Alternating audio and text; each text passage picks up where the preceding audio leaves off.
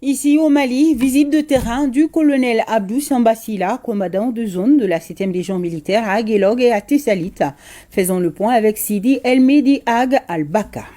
Cette visite de terrain dans le cercle d'Aguelhok et de Tessalit du colonel Abdou Sambassila, commandant de zone 7e région militaire, vise à s'enquérir des conditions de travail et de vie des hommes sur le théâtre des opérations, s'assurer de la poursuite des missions régaliennes, écouter les préoccupations des éléments en vue d'apporter des solutions adéquates. Il y a des moments où il faut être au plus près des hommes sur le terrain pour nous enquérir de leur état moral, de leurs conditions de travail et de leurs conditions de vie.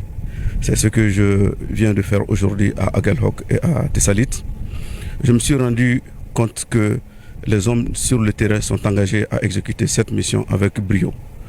Les difficultés sur le terrain ne sont considérées que de contingences temporaires que leur résilience leur permet aujourd'hui de surmonter.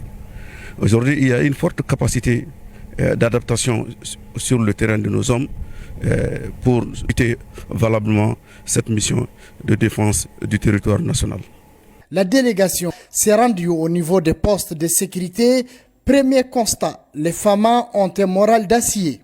J'ai trouvé quand même une troupe bien aguerrie, une troupe au moral bien requinqué, déterminée à relever les défis.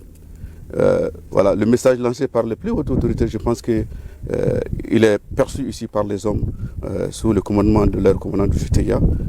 Je les félicite davantage à mon nom propre et au nom des plus hautes autorités du pays. Au terme de sa mission, c'est un officier requinqué par le travail professionnel accompli par les FAMA qui, au-delà de leur mission régalienne, arrivent à faciliter le retour des déplacés et à assurer la prise en charge sanitaire, notamment dans les centres urbains.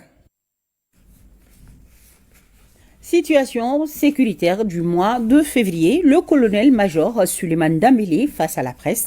Je vous propose de suivre un extrait de son intervention. C'est au micro de Abdoulaye Sako. Nous pouvons dire que la situation sécuritaire du mois de février a été marquée par des attaques directes, des embuscades, des poses d'engins explosifs improvisés, mais aussi des exactions à l'endroit de nos populations. Les femmes, comme toujours, resteront toujours vigilants pour éviter toute surprise de la part de groupes armés terroristes.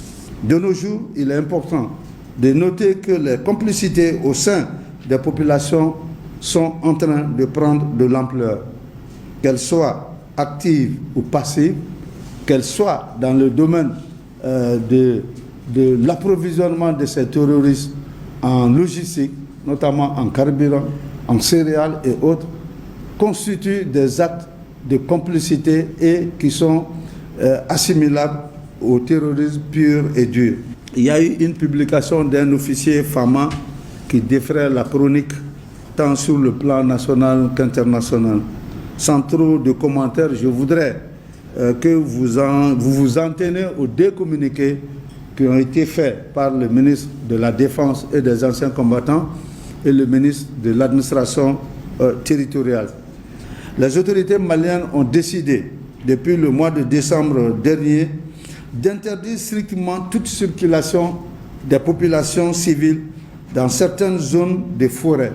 Alors, l'objectif de cette mesure vise surtout, comme je l'ai dit tantôt, à préserver l'intégrité physique ainsi que les biens des citoyens qui habituellement se déplacent aux alentours ou dans ces forêts. Alors, il y a eu ces derniers temps aussi beaucoup de remous autour des visites médicales de recrutement.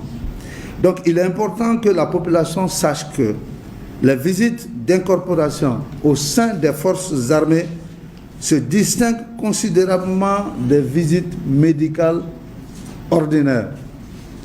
Un individu peut bien se porter visiblement. Un athlète peut même être recordman ou vraiment un grand athlète, mais sur le plan militaire, sur le plan aptitude médicale militaire, il peut présenter des défaillances. Il faut que les populations le comprennent. Donc le chef d'état-major général des armées demande beaucoup de compréhension et d'indulgence auprès des populations et rassure que tous les candidats qui se présentent au recrutement et des candidats qui veulent se faire enrôler dans l'armée ont les mêmes droits. Il n'y a pas de distinguo entre tel ou tel candidat, que les populations le comprennent, que vous aussi, hommes de médias, que vous le compreniez. Dépistage volontaire